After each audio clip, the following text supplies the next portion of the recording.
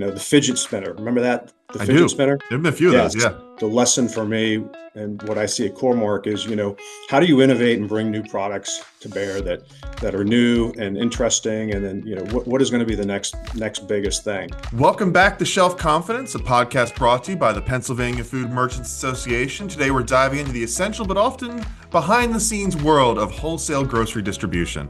Our guest is Michael Gould, president of the Scranton OpCo at Core, one of the largest and oldest wholesale distributors in North America.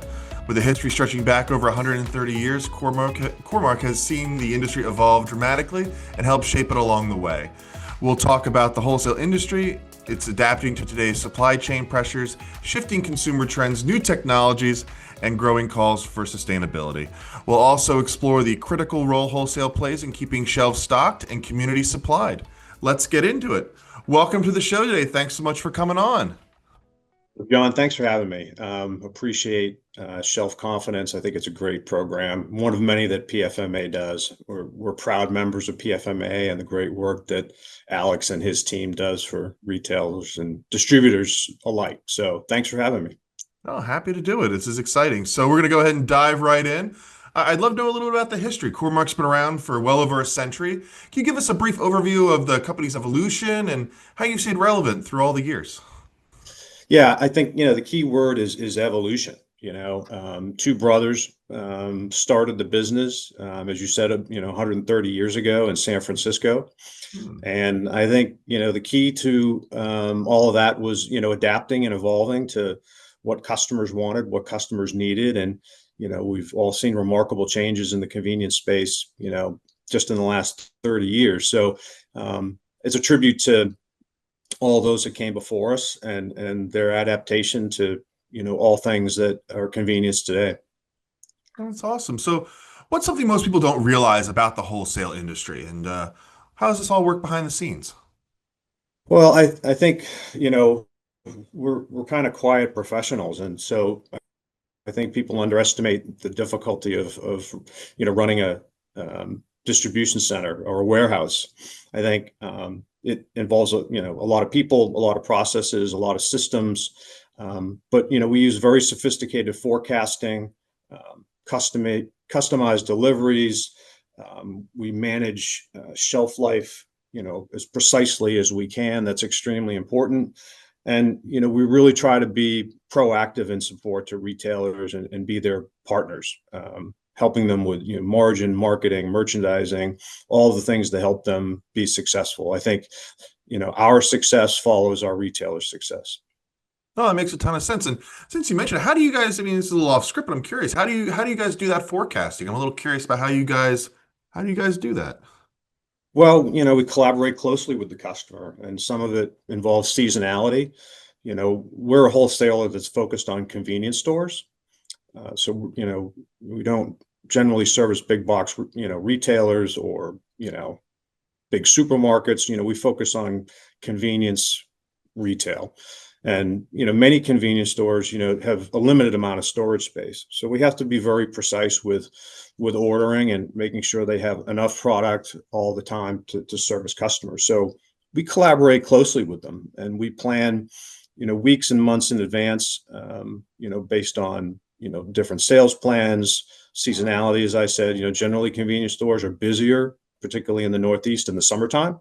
And then after the new, holiday season in December, it tends to be our slowest time. So we ebb and flow the amount of inventory that we have, and we partner with them very closely to forecast what their needs are going to be. Well, that makes sense. What do you think that is? You think that's a seasonal weather thing, or do you think people are just not going to the stores after Thanksgiving? What do you think? Well, I think, definitely the weather has a big impact. I think, when the weather's warmer up here, as Yeah. people are out and about and, taking vacation and, are enjoying family and friends and traveling long distances. That generally seems to happen more, when we have better weather. Well, that makes a ton of sense. So from your vantage point, what are some of the biggest pressures or priorities shaping the wholesale operation right now? Yeah, I think the pressures today are no different than, they were, 130 years ago, labor availability, having the right people at the right time and having the right team, which is true in any business or any organization is always important. We have to watch transportation and fuel costs like everybody else to be as efficient as we can. And, most importantly, we're tied in with our customer. We want to win with our customer. So we have to be in lockstep with them as they evolve with what their expectations are of us and what their customers are asking them for. I think, the top priorities are, really maintaining what we call operational excellence. So, we want to make sure that the customer gets the product they need and the quantities they need and they get it on time. We want to be talking with our customers about innovative ideas or how to grow. And, we don't want to spend time on things that, maybe are operational shortcomings on our part. So we strive every day to be consistent on our execution. We focus on strengthening our partnerships and helping our customers innovate. No, that I would hope so. That's good. That's So right. 100, yeah, 130 years is a really long time. Like that's not a week. That's not a minute. That's a long time. So I imagine there's been some rather large technological changes along the way. I'd love to hear a little bit about how this industry has changed over 130 years. Yeah, technology is part of everything that we do, and it affects every facet of our business. I think we want to improve speed, safety. We want to boost productivity. We want to provide customers with data and analytics that help them make good decisions for how to grow their store. So, we try to stay on the forefront of that, and we try to, give them insights and, make ourselves more efficient so that we can provide them a better product and better value. So I think technology is on the forefront of things that we think about, every day. Certainly, automation is a big part of that in wholesale distribution. There's an effort to leverage automation technology to go up vertically in buildings as opposed to horizontally. And Core-Mark is aggressively working on that on both the East and West Coast to make sure that it's the automation that we're working with is the right one for us, and then scale from there. So it's an exciting time, with technology.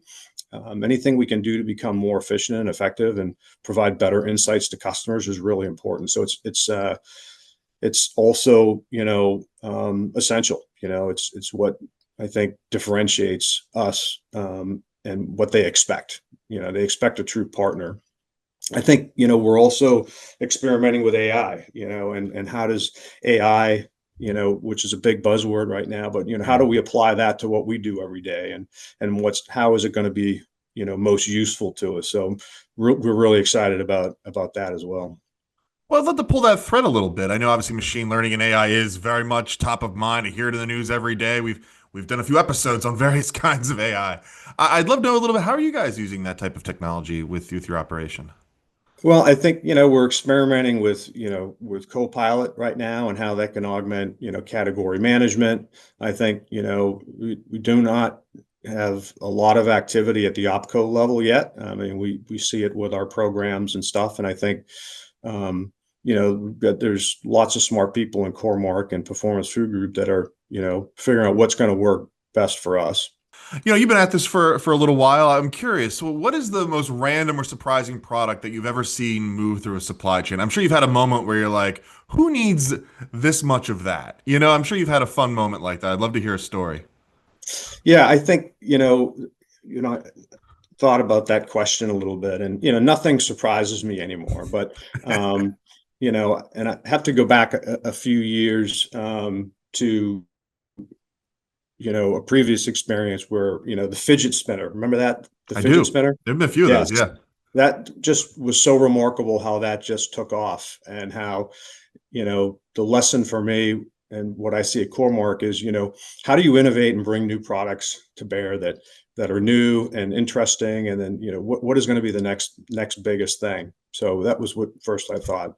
The second thing is how much water people drink. I mean, we ship a lot of water, and Okay. the amount of water that people consume is really is quite amazing. That sticks out at me. We have shelves and shelves within the warehouse filled with water. I would imagine, yeah. I can many a time have I gone into the gas station and just gotten a bottle of water because I forgot mine at home. So I'm definitely a part of that. So looking to the future a little, then any other fun products coming down the road that you're looking at and being like, oh, this is interesting. Well, what excites me about, what Cormark does, they have a curated program. So Okay. in line with what we just talked about, every year constantly they're reviewing new and innovative items to bring into the curated program to, bring new and emerging brands, to our customers, help these, nascent companies and nascent ideas, get some larger exposure. And so we've, done that, in a number of areas, and it's been really exciting to see. So, that is part of it. And then, we're very much in tune to what's going on locally. So, local vendors, local ideas, Hmm. what our customers are seeing, what's popular, understanding the demographics around convenience stores and what might be appealing. Yeah, you gotta have the local We're always flavors, right? Yeah. have local flavors, exactly. And I feel like, we're really in tune to that, and we have the capability to experiment and provide ideas and innovative ideas, particularly in the food service space, which is so important to convenience now. I think, we just try to stay on top of it every day. Oh yeah. So with regards to local flavors, I'm curious. Like you guys work coast to coast. I'm curious. Have you ever seen a local flavor in one region and been like, "Hey, this might be popular in another," and moved it somewhere else? I'm just curious.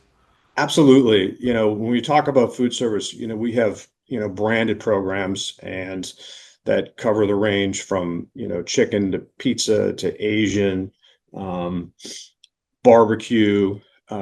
We have pizza in all different kinds of varieties that, are peeled to different regions in different ways. And then many of those can be, are not, can be used in different ways, based on what the customer wants. So while one particular food service program may have a number of pieces to it, maybe a store, what works for them is three or four, or they can use the whole thing. So between our branded programs and then, within Performance Food Group and our sister company, Performance Food Service, we've got a lot of access to cutting edge food, you know, food things. So, and we have, a whole team of, chefs, executive chefs that can help customers devise menu plans, Okay. devise food that is, that works in a convenience environment, So a that very important minimizes question labor. about that. Do you get to sample these foods? Oh gosh, yes, that's the best part. What have you Exactly. what have you had to sample? I'd love to hear what the chefs are cooking. Well, the True Q barbecue is just fantastic, both chicken and brisket. Brisket. I'm really excited about the new Asian program, egg Okay. rolls, all of the things involved with Asian. I think that's going to really take off and hit customers as something unique when they're looking for something to crave. I think our chicken program is really good too. And then pizza, it's fun making pizzas. So we've all had the experience of working with our customers and making a multi-component pizza and coming up with radical ideas of toppings and so on and so forth. So it's really fun. No, you can get very creative with a pizza, like everything from barbecue chicken pizza all the way to the classics. I'm always Yes, I'm always a sucker for a barbecue chicken pizza. I'm just putting it out there. But that's a it's good funny that's a with good one for oh sure. yeah, but with like the local flavors, it's funny like with the egg rolls and stuff with the Asian that you're talking about. Like I lived in Philadelphia for a long time, so like those pizza egg rolls, like I know they come in a bag, but they are like my favorite little go-to. I'm just saying I see them Nice. around all the time. Yeah, I guess you can put anything in an egg roll, but I don't know. Something about that Philly cheesesteak stuff works for me. But yeah. just shifting gears a little here. So I'd love to talk about sustainability a little bit. So sustainability continues to grow as a focus across the food industry in general, but how is the wholesale sector responding to this, both operationally in terms of consumer demand? Yeah, I think sustainability is important in everything that we do. We want to be, good stewards of natural resources. So, we try to, be as efficient as we can, keep our fuel costs as low as possible, wear and tear on trucks. Um, and then, we do our best to, with that forecasting is to minimize the amount of spoils that we have, food that goes to waste, that expires. Sure. That's really important to all of us. And we try to be fuel efficient within the distribution center, being cautious of our power usage, being cautious of just, things in general, so that, we're good partners in our community and good stewards of natural resources. All important stuff. You only got the one planet, right?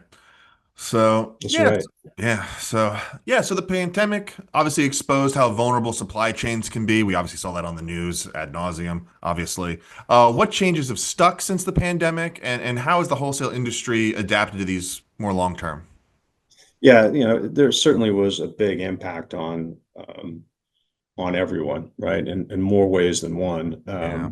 What I think, I would say is important is how, quickly we adapted, right? I talked about adapting earlier. And so, just adapted quickly to support our customers, right? And if there were going to be delays or there are going to be problems, we learned the importance of communication, because retailers understood at that time how things, were difficult. So I think we really adapted well, and then we really learned what it takes to have a resilient team. And there were a lot of challenges at that time, and so I think resilience was one of the things that we learned as an important attribute in the team that we have here. I think we also learned that the concept of ownership and accountability became really important, right? That many times in the distribution center, there are a number of processes and teams and people involved in getting to success. So people having the will and the determination to own success and to own accountability, really makes all the difference. Because if you have that, then you're able to find a way to do the things that you need to do. And so that was important things that we learned. Process wise, we developed what we call a SWAT driver program. So SWAT in the sense of, immediate response team, so that when particular opcos were having challenges with drivers or with warehouse people, that we developed a program where, labor can be shared across all of the operating companies. And so that's been a very important program to help keep opcos running smoothly, that, has carried on and through this day. Cool. Yeah, you said SWAT. I immediately envisioned like a Core-Mark truck and a bunch of guys in Core-Mark uniforms popping out the back to deliver pizza. Was the mind went right to that. Yeah, that's a good one though. Yeah, that I definitely. feel like there's a commercial in there somewhere. You know what I mean? Delivering the Exactly. goods. Yeah, something like that.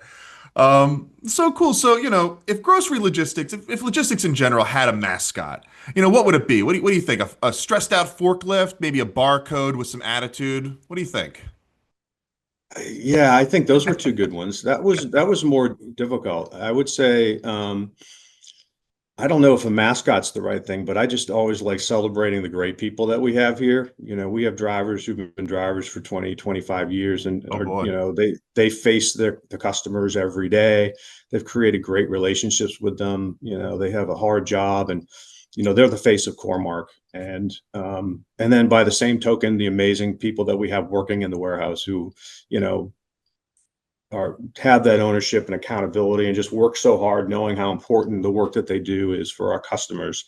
So I think rather than using a mascot, I think just we try to highlight, the great teammates that we have here, and just I'm in awe of their effort and their work, and how well they do and how important they are to that all of the things that we try to be. I think that's awesome. Yeah, no, you got to celebrate the people that are doing the work, obviously. Without them, it's like, where would we be? So, 100%. yeah. Yeah. No, I see the cars, I see the trucks drive around occasionally, and I just, yeah, where would we be without them? So yeah, as the consumer trends shift, faster than ever, towards local, organic, functional products, how do wholesalers stay agile and responsive to those modern changing palates and tastes? Yeah, I think it goes back to communication and collaboration, right? So we really try hard to work closely with our suppliers and our retailers, to kind of test, be able to scale, and then rotate new products throughout. I mentioned the Core-Mark curated program. We do the same thing, locally, and we work on things called category optimization, is making sure that the mix of product that they have in their stores is the right amount, the right, flavor choices, the right assortment, that works for them to help them capture, additional sales and additional margin. And, we do that in a variety of ways, but, that's really the key to it. There's no magic deal. You just got to collaborate every day and listen and understand what's out there and be willing to try new things and see what works. No, you gotta be willing to experiment, right? And so, wholesalers are a critical link in ensuring food security and reliability across communities. What responsibilities does the industry carry in that role? Yeah, we certainly we know we're a vital link in the food supply chain, and when we take that role very seriously. And food safety training, food safety management, food handling, food protection are all important processes and systems that we go through on a daily basis. Maintaining temperature and control of product, and making sure our product is as fresh as it can be for our customers and for their customers. And, we have a lot of compliance things that we follow as well. We routinely get audited, routinely get checked and inspected to make sure that we run a clean distribution center, that all of those processes are in good order. And when our customer receives product, they know that, they're getting, top quality stuff. We're kind of getting to the end here. I have just a couple more questions to ask you. So, looking ahead, what is the biggest opportunity and possibly the biggest challenge that you see facing wholesale in the industry over the next few years? Yeah, I think, challenges are always, to me, opportunities. And so I Sure. think we talked a little bit earlier about, every day we have to be on top of our operations. And I think it's important to have a good team, have enough labor, make sure that you continue to deliver on time. Every day we do the same thing. So every day we get to get better and continuously improve. And as we measure what we're doing, we're striving to get better every day, provide even better level of service. And I think, that's what we're focused on. I think is, thinking about challenges over the next 5 years, I think, and opportunities. I feel like we mentioned AI earlier, Yeah. not sure yet down at our level what that's going to mean to us, but we know it's going to be out there and how it impacts. Automation is a big part of what we're looking at, and which is going to increase safety, increase efficiency and accuracy of our orders.